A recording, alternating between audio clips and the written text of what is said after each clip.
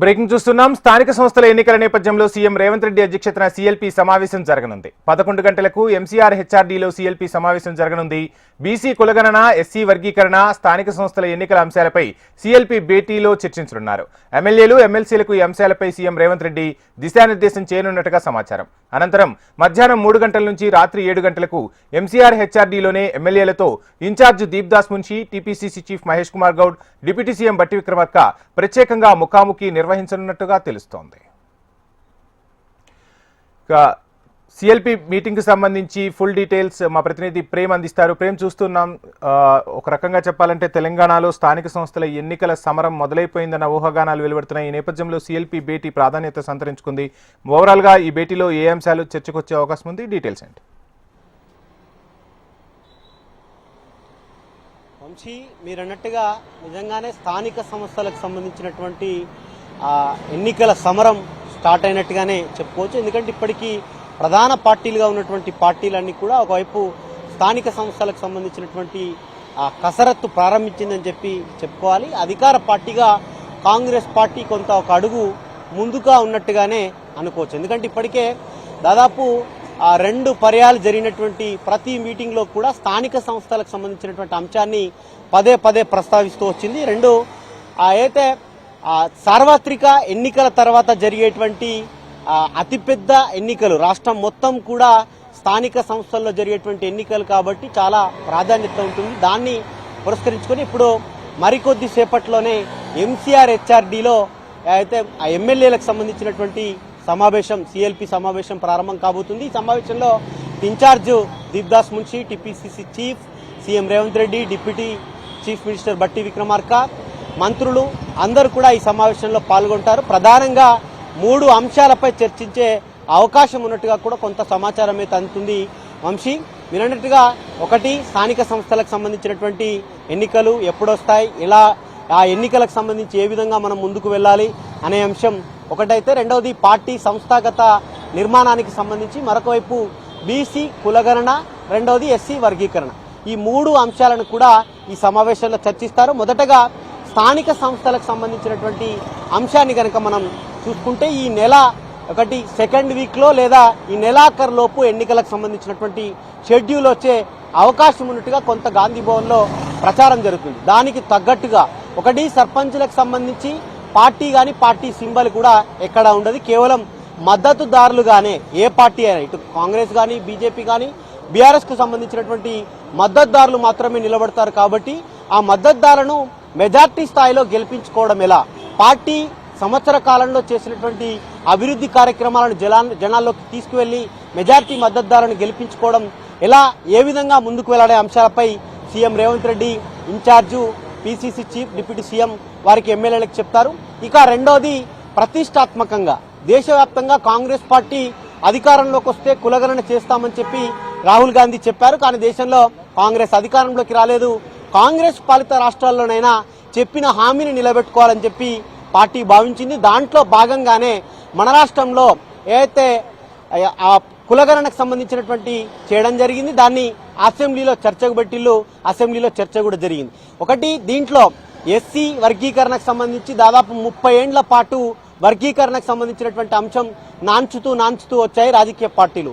వర్గీకరణ విషయంలో ఒకవైపు సుప్రీంకోర్టు కూడా ఇప్పటికీ రాష్ట్రాలకే వదిలేసింది. ఆ నేపథ్యంలోనే కాంగ్రెస్ పార్టీ ఒక అడుగు ముందుకు వేసి దానిపై ఒక కమిషన్ వేసింది. ఆ కమిషన్ రిపోర్ట్ ఇచ్చింది. ఆ రిపోర్ట్ ను కూడా ఒకవైపు అసెంబ్లీలో పెట్టి ఆ చర్చ కూడా చేయడం జరిగింది. వర్గీకరణ విషయంలో ఉన్నటువంటి మాలలకు సంబంధించి ఉపకులాలు, మాదిగలకు సంబంధించినటువంటి ఉపకులాలకు ఎంత మేరకు ఉన్నారు, వారికి ఎంత మేరకు రిజర్వేషన్లు కల్పించాలనే అంశాన్ని కూడా ఏదైతే సభలో చర్చించారు. ఇక బీసీ కులగణనకు సంబంధించినటువంటి అంశాన్ని కనుక మనం చూసుకుంటే, రాష్ట్ర వ్యాప్తంగా ఉన్నటువంటి ఎస్సీ, ఎస్టీ, బీసీ మైనార్టీలకు సంబంధించినటువంటి లెక్క తేలిపోయింది. ఇక బీసీలకు సంబంధించిన రిజర్వేషన్లే ఏదైతే కామారెడ్డి డిక్లరేషన్ చూసుకుంటే 42% రిజర్వేషన్లు కల్పిస్తామని చెప్పి కాంగ్రెస్ పార్టీ చెప్పింది. ఇక జనాభా తమాషా ప్రకారం రిజర్వేషన్లు కల్పిస్తారా? నిన్నటికి నిన్న ఏదైతే సభలో రేవంత్ రెడ్డి మాట్లాడుతూ జనాభా తమాషా ప్రకారం మా పీసీసీ చీఫ్ నేను ఒప్పిస్తాను, 42% మేరకు బీసీలకు రిజర్వేషన్ స్థానిక సంస్థల్లో టికెట్లు ఇప్పించే బాధ్యత నేను తీసుకుంటానని చెప్పి తానే స్వయంగా సభలో ప్రస్తావించింది కాబట్టి ఇక బీసీల రిజర్వేషన్లకు సంబంధించి కూడా ఈ రెండింటిని తీసుకొని, ఎందుకంటే రాష్ట్రంలో మెజార్టీగా ఎస్సీ ఎస్టీ బీసీ మైనార్టీలో ఉంటారు, ఎందుకంటే 92% మేరకు మెజార్టీగా వాళ్ళే ఉంటారు కాబట్టి ఆయా కులాలకు ఆ కులాలకు చేసినటువంటి అభివృద్ధి కార్యక్రమాలతో పాటుగా రిజర్వేషన్లు కల్పించామని చెప్పి ఓట్లు అడగడానికి అవకాశం ఉంటుంది, వీటిని మీరు జనాల్లోకి తీసుకువెళ్లాలని చెప్పి మరొక అంశాన్ని ఈ రెండో అంశంగా ఈ అంశాన్ని తీసుకొని ముందుకు వెళ్తారు. ఇక మూడోది పార్టీ సంస్థాగత నిర్మాణానికి సంబంధించి పిసిసి చీఫ్ గా మహేష్ కుమార్ గౌడ్ ఇప్పటికే ఉన్నారు. ఇక పార్టీకి సంబంధించినటువంటి కార్యవర్గ కూర్పు కూడా ఇప్పటివరకు కాలేదు. మొదటి రెండు ఓన్లీ కేవలం రిజర్వేషన్లు ఎన్నికలే కాదు, పార్టీలో కూడా పార్టీ పదవుల్లో కూడా కార్యవర్గంలో కానీ మిగతా నామినేటెడ్ పదవుల్లో కూడా ఖచ్చితంగా ఎస్సీ ఎస్టీ బీసీ మైనార్టీలకు ఖచ్చితంగా రిజర్వేషన్లకు అటు ఇటుగా కొంత దగ్గరగా వచ్చేటట్టుగానే పదవులు కల్పిస్తామని చెప్పి టీపీసీసీ నిన్ననే ఒక ప్రకటన కూడా చేయడం జరిగింది. ఈ మూడింటిపై కూడా చర్చించిన తర్వాత సాయంత్రం 4 గంటలకు ఢిల్లీకి CM Revanth Reddy in charge TPCC chief deputy CM వెళ్తారు. రాష్ట్రంలో ఎస్సీ వర్గీకరణకు సంబంధించి బీసీలకు కులగణన చేసినటువంటి ఈ రెండు అంశాలను కూడా ఖర్గేకు వివరించి ఈ దేశవ్యాప్తంగా చేయాలనుకున్నాం, చేయలేకపోయాం, కాంగ్రెస్ పాలిత రాష్ట్రమైనటువంటి తెలంగాణలో మీ పని చేశామని చెప్పి గర్వంగా మన రాష్ట్రానికి సంబంధించి సీఎం రేవంత్ రెడ్డితో పాటు PCC chief incharge deputy CM ఖర్గేను కలిసి రాష్ట్రంలో ఉన్నటువంటి నివేదికను వారికి ఇస్తారనేది కొంత సమాచారం అయితే అందుతుంది. Vamshi, thank you Prem.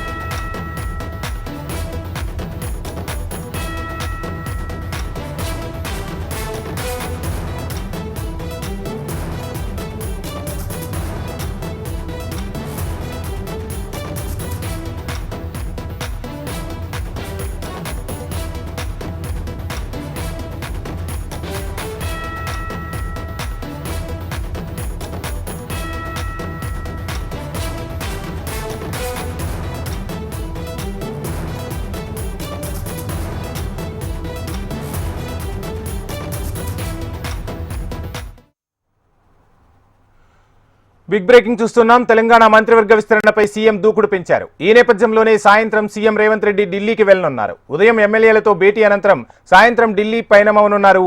AICC chief Mallikarjuna ఖర్గేతో ప్రత్యేక సమావేశం కానున్నట్టుగా తెలుస్తోంది. మంత్రివర్గ విస్తరణపై చర్చిస్తారని సమాచారం. దీంతో పాటు తెలంగాణ సర్కార్ ప్రతిష్టాత్మకంగా చేపట్టిన కులగణన, ఎస్సీ వర్గీకరణపై అసెంబ్లీలో తీర్మానంతో పాటు స్థానిక సంస్థల ఎన్నికల అంశాలపై ఖర్గేతో చర్చించనున్నారు. ఇక సీఎం రేవంత్ తో పాటు incharge Deepdas Munshi, TPCC chief Mahesh Kumar Goud కూడా ఢిల్లీ వెళ్లనున్నారు. రేపు కూడా సీఎం, టీపీసీసీ చీఫ్ ఢిల్లీలోనే ఉండనున్నట్టు సమాచారం.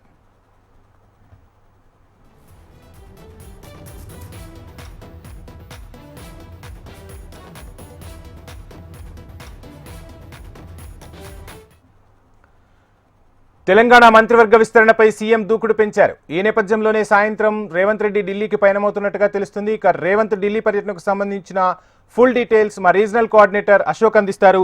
అశోక్, చూస్తున్నాం ఎప్పటి నుంచో మంత్రివర్గ విస్తరణ జరుగుతుంది అన్న ఊహాగానాలైతే వెలువడుతున్నాయి. ఈసారైనా మంత్రివర్గ విస్తరణ జరుగుతుందా? మొత్తంగా రేవంత్ ఢిల్లీ పర్యటన ఎలా ఉండబోతుంది? ఫుల్ డీటెయిల్స్ ఏంటి?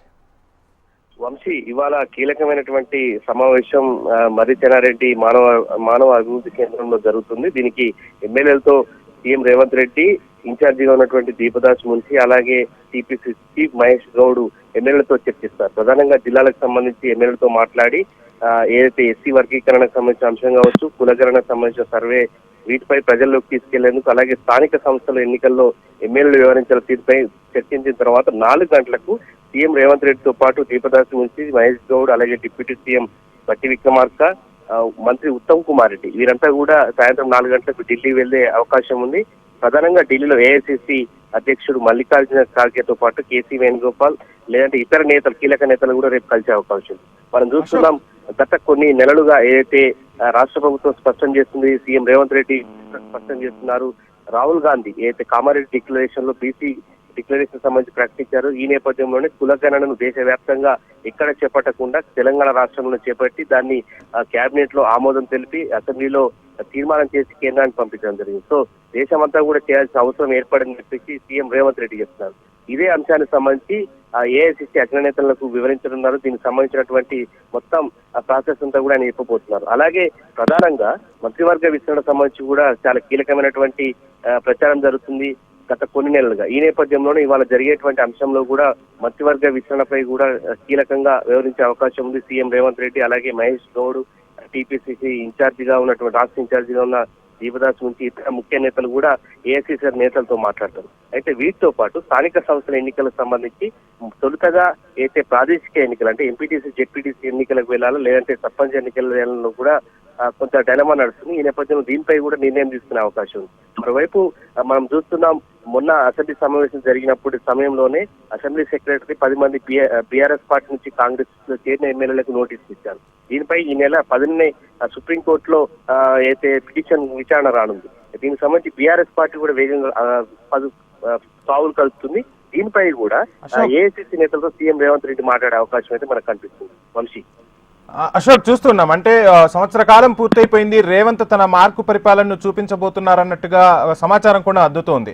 ఈ నేపథ్యంలో మంత్రివర్గ విస్తరణలో తన అనునయులకు చోటు లభించవచ్చా, అదేవిధంగా కొంతమంది మంత్రులను కూడా మారుస్తారనే ఊహాగానాలు వెలువడుతున్నాయి. ఎంతవరకు ఇది సఫలీకృతమయ్యే అవకాశాలు ఉన్నాయి?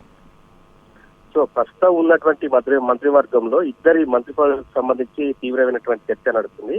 ఆ ఇద్దరి మంత్రి పదవులను కనుక ఒకవేళ తొలగిస్తే మిగతా వారిని ఎట్లా అకామిడేట్ చేయాలి, అలాగే మిగతా ఆరుగురు మంత్రులుగా తీసుకునే అవకాశం ఉంది. వాటిలో ప్రధానంగా క్యాస్ట్ ఈక్వేషన్లకు సంబంధించిన ప్రధానంగా చర్చ జరుగుతుంది. ఒకటి ముస్లిం కావచ్చు, ముదిరాజులు కావచ్చు, అలాగే హైదరాబాద్ సంబంధించి కావచ్చు, రంగారెడ్డి కావచ్చు, అటు నిజామాబాద్ కావచ్చు. సో ఈ ప్రాంతాల నుంచి కూడా మంత్రివర్గ విస్తరణలో ప్రాతినిధ్యం ఎట్లా కల్పించాలో ఆదిలాబాద్ జిల్లా కావచ్చు. సో ఈ క్యాస్ట్లకు సంబంధించి కూడా ప్రాతినిధ్యం కల్పించేలాగా, అలాగే డిమాండ్ ఉన్నటువంటి వారికి ఎటువంటి అకామిడేషన్ చేయాలన్నటువంటి దానిపైన కూడా కీలకమైనటువంటి చర్చ జరిగే అవకాశం ఉంది. ఆ ఎంక్వైరీని కూడా వాళ్ళ ఎమ్మెల్యేల సమక్షంలోనే కొంత ఇన్పుట్స్ తీసుకునే అవకాశం ఉంది. సో ఎమ్మెల్యేల నుంచి ఇన్పుట్స్ వచ్చిన తర్వాత ఢిల్లీ వెళ్లేందుకు ప్రయత్నం చేస్తున్నటువంటి సందర్భంలో ఢిల్లీ వెళ్ళిన తర్వాత అక్కడ ఏఐసీసీ నేతలతో కూడా జిల్లాల నుంచి వచ్చినటువంటి ఇన్పుట్స్ ను మిగతా పార్టీ పరంగా ప్రధానంగా కులగణన కావచ్చు, ఎస్సీ వర్గీకరణ విషయంలో కావచ్చు, వీటన్నిటికి సంబంధించిన వాటిపైన కూడా ఏఐసీసీ నేతలకు సీఎం రేవంత్ రెడ్డి వివరించబోతున్నారు. సో వీటిపై కులంకుషంగా ఇవాళ రేపు కూడా ఢిల్లీలోనే ఈ బృందం అంతా ఉంటుంది. రేపు రాత్రికి హైదరాబాద్ కు వచ్చే అవకాశం ఉంది. ఏది ఏమైనప్పటికీ కూడా ఇవాళ జరిగేటువంటి ఎమ్మెల్యేల సమావేశం కావచ్చు, సాయంత్రం సీఎం రేవంత్ రెడ్డి ఢిల్లీ పర్యటన కావచ్చు, ఇవన్నీ కూడా ప్రాధాన్యతనైతే ఏర్పాటు చేస్తున్నాయి. Thank you Ashok.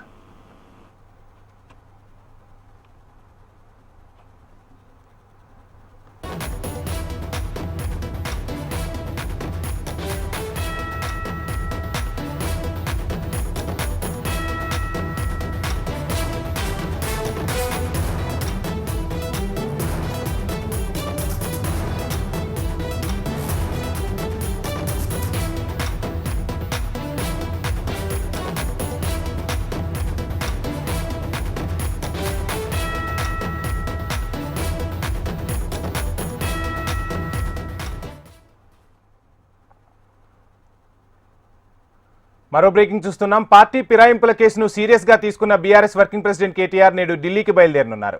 ఢిల్లీలో న్యాయవాదులతో భేటీ కానున్నారు. ఈ నెల 10వ తేదీన సుప్రీంకోర్టులో ఎమ్మెల్యేల ఫిరాయింపు కేసు విచారణ జరగనుంది. ఈ నేపథ్యంలోనే 2 రోజుల పాటు కేటీఆర్ ఢిల్లీలోనే మకాం వేయనున్నారు. ఢిల్లీలోని న్యాయ నిపుణులతో సంప్రదింపులు జరపనున్నారు కేటీఆర్. ఫిరాయింపు ఎమ్మెల్యేలపై అనర్హతా వేటు పడే వరకు పోరాడతామని బీఆర్ఎస్ గట్టి పట్టుదలతో ఉన్నట్టు తెలుస్తోంది. సుప్రీంకోర్టు తీర్పు తమకు అనుకూలంగా వస్తుందని బీఆర్ఎస్ వర్గాలు ఆశాభావం వ్యక్తం చేస్తున్నాయి.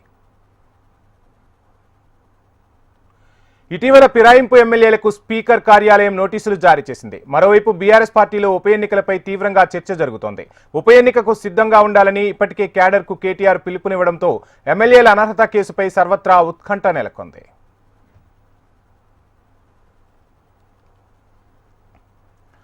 ఇదే అంశానికి సంబంధించిన ఫుల్ డీటెయిల్స్ మా ప్రతినిధి ప్రవీణ్ అందిస్తారు. ప్రవీణ్, చూస్తున్నాం తెలంగాణ రాజకీయం సుప్రీంకోర్టు మెట్లెక్కింది. మొత్తంగా ఏం జరగబోతోంది?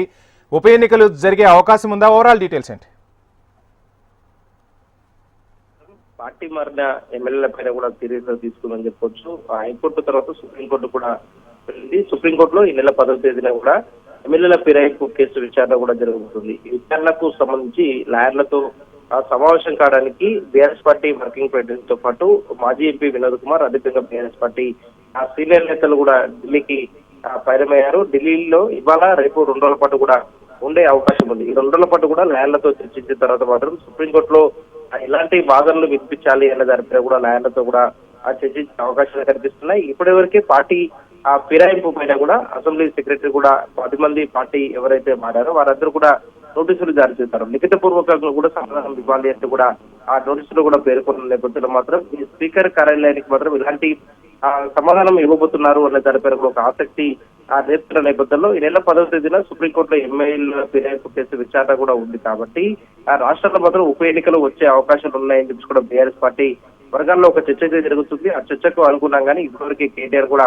ఆ పార్టీ క్యాడర్ కి అదేవిధంగా లీడర్లకు కూడా సమాచారం ఇచ్చినట్టు ఇప్పటివరకు తెలుస్తుంది. ఎక్కడైతే ఉప ఎన్నికలు రాబోతున్నా ఆ ప్లేసెస్ లో మాత్రం క్యాడర్ కూడా గట్టిగా పనిచేయాలి అంటూ కూడా ఒక సూచనలు చేసినట్టు కూడా ఆ సమాచారం. ఉప ఎన్నికలకు సిద్ధంగా ఉండాలని చెప్పి ఇప్పటివరకు పిలుపునిచ్చిన ఆ నేపథ్యంలో మాత్రం బీఆర్ఎస్ పార్టీ మాత్రం దీనిపైన కూడా ఒక సీరియస్ గా తీసుకుందని చెప్పుకోవచ్చు. ఎందుకంటే సుప్రీంకోర్టుకు తీర్పు మాకు అనుకూలంగా వస్తుందని చెప్పేసి కూడా ఇప్పటివరకు ఆశాభావాలు కూడా వ్యక్తం చేస్తున్న నేపథ్యంలో మాత్రం 10వ తేదీన మాత్రం విచారణ తర్వాత మాత్రం సుప్రీంకోర్టు ఏ విధంగా తీర్పు ఇవ్వబోతుంది అనే దానిపై ఒక ఉత్కంఠ అయితే ఆ రేపుతున్న సిచ్యువేషన్ కనిపిస్తుంది. దానం నాగేందర్ విషయాన్ని మాత్రం గమనిస్తే బీఆర్ఎస్ పార్టీ బీఫామ్ తీసుకున్న తర్వాత ఎమ్మెల్యే గెలిచారు. అదేవిధంగా కాంగ్రెస్ పార్టీలోకి వెళ్ళిన తర్వాత మాత్రం ఎంపీగా కూడా కాంగ్రెస్ పార్టీ బీఫామ్ తీసుకుని మాత్రం ఎంపీగా కూడా పోటీ చేస్తారు. ఇలా ఎగ్జాంపుల్ అంటే ఉదాహరణను కూడా సుప్రీంకోర్టుకి చూపించాలని చెప్పి కూడా బీఆర్ఎస్ పార్టీ ఇప్పటివరకే ఒక నిర్ణయం తీసుకుంది. దీంతో పాటుగా పార్టీ మారిన ఎమ్మెల్యేలు ఎవరైతే ఉన్నారో వారందరూ కూడా కాంగ్రెస్ పార్టీ కండవ కప్పుకోలేదు, దేవుడికి సంబంధించిన కండవ మాత్రమే కప్పుకున్నామని చెప్పి కూడా కొంతమంది ఆ ఎమ్మెల్యేలు చెప్తున్న నేపథ్యంలో మాత్రం దానికి సంబంధించిన ప్రూఫ్స్ ఏవైతే ఫోటోస్ ఉంటాయో ఫోటో కూడా ఇప్పటివరకే అటాచ్ చేశారు. సుప్రీంకోర్టు కూడా వాటన్నిటిని కూడా అందించాలని చెప్పి కూడా బీఆర్ఎస్ పార్టీ ఇప్పటివరకే ఒక నిర్ణయం తీసుకుంది. కాబట్టి లాయర్లతో బీఆర్ఎస్ పార్టీ వర్కింగ్ ప్రెసిడెంట్ సమావేశం తర్వాత మాత్రం ఇలాంటి అంశాలపైన కూడా లాయర్లకు సూచించబోతున్నారు. సుప్రీంకోర్టులో మాత్రం బీఆర్ఎస్ పార్టీ ఆ తరఫున ఎలాంటి వాదనలు వినిపించబోతున్నారు అనే దానికి కూడా స్పష్టత అయితే వచ్చే అవకాశం ఉంది. వంశీ రైట్ ప్రవీణ్, చూస్తున్నాం మీరు చెప్పినట్టుగా కేటీఆర్ ఉప ఎన్నిక వస్తుంది అని చెప్తూ ఉంటే రేవంత్ రెడ్డి కూడా హాట్ కామెంట్స్ చేశారు. ఉప ఎన్నిక ఎక్కడో ఏమో తెలియదు కానీ సిరిసిల్లలో మాత్రం ఖచ్చితంగా ఉప ఎన్నిక వస్తుందంటూ హాట్ కామెంట్స్ చేశారు. ఈ కామెంట్స్ ని ఎలా చూడాలంటారు? దీనికి ఏం చెప్తారు?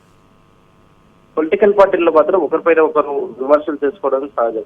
కానీ సంబంధించిన వరకు మాత్రం బీఆర్ఎస్ పార్టీ మాత్రం గట్టిగా నమ్ముతుంది. ఏదైతే పార్టీ ఫిరాయించిన ఎమ్మెల్యేల పైన గతంలో ఇతర రాష్ట్రాల్లో మాత్రం సుప్రీంకోర్టు ఇచ్చిన తీర్పు కావచ్చు, అక్కడ రాష్ట్రాల్లో మాత్రం స్పీకర్ తీసుకున్న ఆ నిర్ణయాన్ని కూడా సుప్రీంకోర్టులో మాత్రం న్యాయాలు వినిపించాలని చెప్పి కూడా బీఆర్ఎస్ పార్టీ ఇప్పటివరకే కోరుతుంది. కాబట్టి దీనికి సంబంధించినందుకు మాత్రం రాష్ట్రంలో ఉప ఎన్నికలు వచ్చే అవకాశం అని చెప్పేసి కూడా ఆ బీఆర్ఎస్ పార్టీ అంటుంటే, అదేవిధంగా ముఖ్యమంత్రి రేవంత్ రెడ్డి మాత్రం సిరిసిల్లలో ఎందుకు ఎన్నికలు వస్తాయనే విధంగా ఒక కామెంట్ చేయడం పట్ల కూడా ఇప్పటివరకు బీఆర్ఎస్ పార్టీ రెస్పాండ్ అవ్వలేదు. కాబట్టి ఎట్టి పరిస్థితుల్లో మాత్రం తెలంగాణలో మాత్రం ఉప ఎన్నికలు రాబోతున్నాయి, దానికి సిద్ధంగా ఉంటాము అంటూ కూడా బీఆర్ఎస్ పార్టీ మాత్రం ఇప్పటివరకు ఒక సంకేతాలు కూడా ఇస్తున్న సిచ్యువేషన్ అయితే కనిపిస్తుంది. Vamshi, thank you Praveen.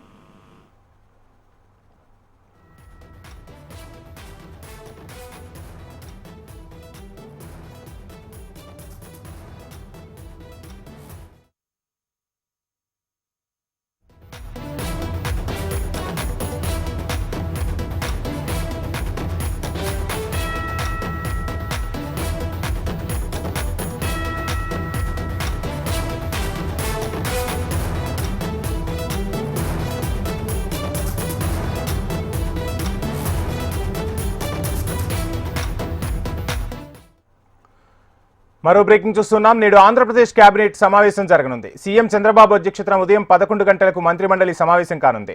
Budget సమావేశాలకు సంబంధించి తేదీలను ఖరారు చేయనున్నారు.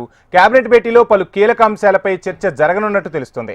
వైసీపీ ప్రభుత్వ హయాంలో ఫ్రీహోల్డ్ చేసిన భూముల వ్యవహారంపై ప్రధానంగా చర్చ జరగనున్నట్లు సమాచారం. అలాగే విశాఖ పంచగ్రామాలపైన మంత్రిమండలి చర్చించనున్నట్టు తెలుస్తుంది. స్టేట్ ఇండస్ట్రియల్ ప్రమోషన్ బోర్డు సమావేశంలో ఆమోదించిన 15 ప్రాజెక్టులకు సైతం ఆంధ్రప్రదేశ్ కేబినెట్ గ్రీన్ సిగ్నల్ ఇచ్చే అవకాశాలు స్పష్టంగా కనిపిస్తున్నాయి. ఇక వీటితో పాటుగా ఆంధ్రప్రదేశ్లో ఉచిత బస్సు ప్రయాణ హామీపై కేబినెట్ సబ్ కమిటీ నివేదికపైన చర్చించనున్నట్లు సమాచారం. మంత్రివర్గ ఉపసంఘం నివేదికపై కేబినెట్ భేటీలో చర్చించే అవకాశం ఉందని ఆర్టీసీ వర్గాలు తెలిపాయి. ఇక కేబినెట్ భేటీ పూర్తయిన తర్వాత మంత్రులతో తాజా రాజకీయ పరిణామాలపై చంద్రబాబు చర్చిస్తారు.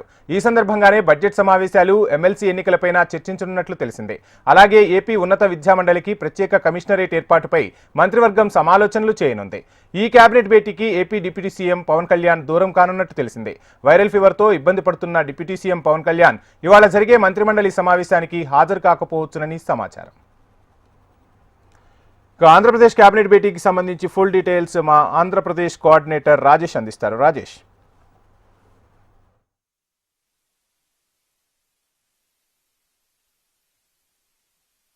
ప్రధానంగా ఈ కేబినెట్ సమావేశానికి గత ప్రభుత్వంలో 22Aలో నిలిపివేసిన భూముల వ్యవహారంపై ఈ కేబినెట్లో చర్చించున్నారు. దాంతోపాటు చూసుకుంటే రాష్ట్రంలో అభివృద్ధి పనులకు సంబంధించిన 15 టెండర్లకు సంబంధించిన ఆమోదంపై ఈరోజు కేబినెట్లో చర్చ జరుగుతుంది. ఈ 15 అభివృద్ధి పనులకు సంబంధించి టెండర్ల ఆమోదంకు సంబంధించి కేబినెట్ తీర్మానం జరిగినాక దాదాపు 19,000 ఉద్యోగాలు నిరుద్యోగులకు ఇచ్చే అవకాశం ఈ సమావేశంలో తీసుకునే నిర్ణయంపై ఆధారపడి ఉందని స్పష్టంగా తెలుస్తుంది. అయితే దీంతో పాటుగా చూసుకుంటే రాష్ట్రంలో జరగాల్సిన అభివృద్ధి పనులు, అదేవిధంగా గతంలో చేసిన పనులకు సంబంధించి కొన్ని టెండర్లకు ఆమోదం తెలపాల్సిన అవసరం ఉంది. అటువంటి టెండర్లకు కూడా ఆమోదం తెలిపే ప్రక్రియను కూడా ఈరోజు పూర్తి చేస్తారు. అదేవిధంగా విశాఖ పంచగ్రామాలకు సంబంధించి అంశాలపై కూడా కొంత భూముల అంశాలపై కూడా కేబినెట్లో ప్రధానమైన చర్చల్లో అది కూడా ఒక ప్రధానమైన చర్చగా తీసుకున్నారు. దీంతో పాటుగా చూసుకుంటే బడ్జెట్ సమావేశాల